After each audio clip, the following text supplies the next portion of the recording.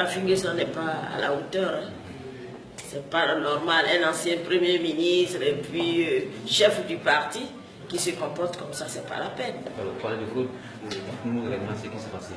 Mais il y a eu la fraude. Afinguessan a d'abord fait bourrer les urnes. Il y a le village assez à Sasso où on a pris le monsieur la main dans le sac, où aujourd'hui il est entendu par la gendarmerie et que j'ai demandé de laisser tomber parce qu'on l'a vu, il a coché les spécimens, 8, pour pouvoir bourrer les caisses. Et j'ai appelé madame le préfet qui me dit non, c'est une tentation de fraude. Mais j'ai compris qu'elle ne voulait pas qu'il y ait des problèmes. Et étant malade, j'étais couchée, j'ai demandé aux gens de faire pour le mieux, même d'éviter le scandale. Mais dire qu'il va aller séquestrer le président de 14h à 22h, il faut le faire. Ah, c'est ce qu'il a fait, il a séquestré le président. Il a séquestré le président et même madame le préfet a appelé le président de la CEI, lui demandant de proclamer les résultats. Il n'était pas capable parce qu'il était enfermé avec Afi. Ah oui. Pour vous, c'était dans l'objectif de changer les résultats? Mais c'est pour changer même les résultats. Comment il peut d'ailleurs, à 17h le 13, il a proclamé les résultats lui-même. Oui, qu'il est élu et tout ça. Mais j'étais couché, les gens m'appelaient à Afinguessan d'être en train de fêter et tout ça. Mais ça ne me regardait pas parce qu'il faut attendre la CEI. Et c'est le lundi à 11h30, vers 11h30 midi, que moi, mon représentant de la CEI m'avait appelé pour me dire, vous êtes vainqueur, vous avez 44,19 et Afi a 41 plus. Donc vous êtes vainqueur. Et ils ont balancé ça à madame le préfet. Madame le préfet a noté parce qu'elle m'avait montré. Elle a noté, donc elle demandait le support pour balancer au ministère de l'Intérieur. C'est à partir de là qu'on ne pouvait plus joindre, on ne pouvait plus passer à Bongouano, on ne pouvait plus joindre le président de la CEI. Et il y avait 500 jeunes gens qui étaient là avec des bois et tout. On ne pouvait plus passer vers la CEI. La fille était restée avec le monsieur. Madame la Présidente, vous savez, jusqu'à aujourd'hui, est-ce que vous maintenez que c'est vous la gagnante? Ah bien sûr. Attends, un ancien Premier ministre, un président du parti qui dit qu'il a gagné à 45%, que je suis à 42%. Mes parents même, quand j'étais mon anniversaire c'était un Doli, j'ai gagné à 78%.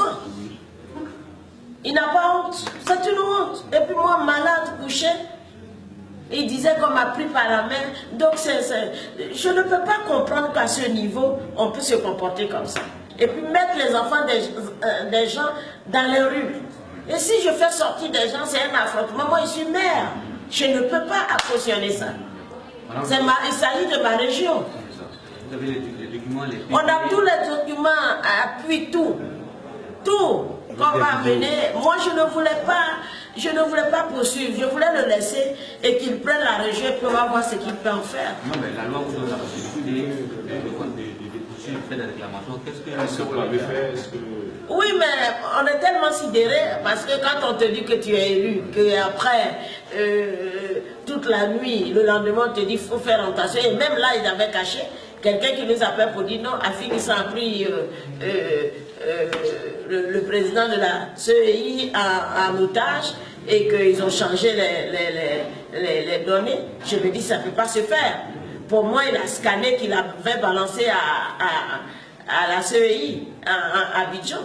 Mais quand après qu'on m'a dit que non, Afinguessan, il n'a même pas eu le temps, Afinguessan a fait siéger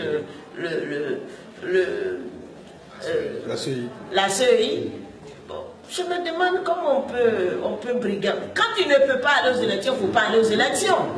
Parce qu'il savait quand même que je suis fille de la région et il savait qui l'affrontait. Où on se mettait ensemble pour faire une liste commune, mais il sait qu'il ne peut pas, avec moi il ne pouvait pas.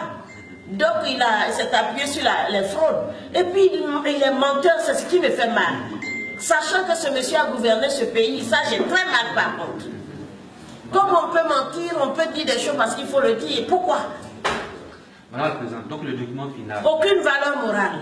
Vous n'avez pas votre signature sur le document final? Non, il a signé tout seul avec le président. C'est du jamais vu. Il a signé tout seul avec le président de la CEI qui l'a obligé à signer. Et même le représentant du préfet n'a pas pu signer. Moi non plus, je n'ai pas de représentant dans le bureau. Et comment la Côte d'Ivoire peut accepter de programmer des résultats comme ça? Regardez la signature d'Affinguessan. Seul. Sur le document. Sur le document. Impossible. Il ne sait même pas qu'on a tous ces documents-là. Oui. Mais le président de la CEI, est-ce qu'il a des témoignages qu'il a fait Oui, moi, après, parce qu'il fallait que les gens dégagent pour que je puisse aller là-bas, pour ne pas qu'ils m'assassinent. Donc on l'a interrogé, il a même dit qu'il ne peut pas proclamer le résultat, qu'on n'a qu'à demander à Madame le préfet de venir proclamer le résultat. Madame le préfet a dit, moi aussi je ne peux pas. Il n'est pas de mon ressort de proclamer les résultats. Il faut proclamer les résultats. Donc je lui ai demandé, il me dit non, et il a téléphoné à la CEI de ne pas, le résultat qu'ils ont reçu, de ne pas proclamer les résultats parce qu'il y a des problèmes ici, là à ma présence. Est-ce que vous avez eu par moment l'impression que les gens n'ont pas voulu prendre la responsabilité? Bien sûr, même Madame le préfet, mais ce n'est pas de sa faute, elle avait peur aussi, j'ai senti en elle que sa vie aussi était en danger. Mais je vous dis que 500 personnes, c'est pas possible. Pour des élections locales en 2020, alors qu'est-ce qui va se passer? Madame la Présidente, oui. Vous militez pour qu'on vous redonne votre victoire ou le cas échéant, la reprise des élections? Moi, je veux reprendre les élections pour qu'Afi sache qu'il a quelqu'un en face et puis on refait et qu'on amène des observateurs nous suivre pour voir.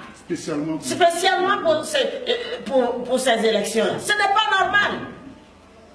Mais quand c'est que les populations comptent sur vous, vu votre bilan positif, est-ce que vous allez abandonner vos parents? Ah là, vraiment, j'ai pitié de mes parents, parce que mes parents m'aiment. Les 3 préfectures de ma région, mes parents m'aiment. Que ce soit les chefs, les femmes, les vieux. Tout le monde m'adore et ça me fait de la peine. Moi aussi, je les adore. Mais on peut servir à tous les postes.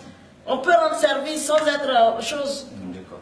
Madame, pour conclure, vous soutenez devant la nation, devant la communauté internationale, que les résultats d'Anouronou ne sont pas exacts. C'est même pas fiable. Il y a eu un braquage. Voilà, il y a eu un braquage et ce n'est pas normal qu'Affinguessan lui seul, il est qui lui? Il est qui lui pour que la justice ne puisse pas quand même? Il n'est pas au-dessus de la loi. Il n'est pas au-dessus de la loi. C'est impossible, on ne peut pas. C'est incroyable. Nous sommes dans un pays de droit. Comment qualifiez-vous ces élections à Anouronou, la Côte d'Ivoire en général, et à Anouronou en particulier? Le Morono en particulier, ce n'est même pas une élection parce que c'était d'abord, il avait commencé à chercher à agresser les gens verbalement. Et j'ai vu vraiment qu'il avait la trouille. Au début, il a pensé que c'était le monsieur Premier ministre, que les gens allaient courir après lui. Quand il a vu vraiment qu'il avait une concurrence de taille, il a perdu les pédales. Il ne savait pas où dormir. Il a fait plusieurs réunions avec les enseignants. Non, mais c'est dangereux ce monsieur. C'est dommage, c'est un grand frère à moi, mais je l'ai démystifié parce qu'il n'est plus rien chez nous ici. Merci, madame. Je vous remercie.